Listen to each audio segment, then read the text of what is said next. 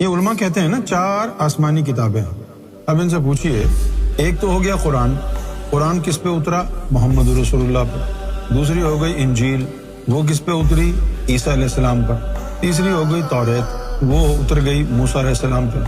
زبور جو ہے وہ صرف مناجات ہیں، وہ داؤد علیہ السلام کے پاس تھے. 1,24,000 پیغمبروں پر ایمان لاتے ہو، 5 مرسلین پر ایمان لاتے ہو، تو پھر آسمانی کتابیں 4 کیوں ہیں؟ ان 4 میں سے بھی ایک آسمانی کتاب ہے ہی نہیں، زبور. 3 کتابیں رہ گئی. ابراہیم علیہ السلام کی تعلیم کدھر ہے؟ آدم صفی اللہ کی تعلیم کدھر ہے؟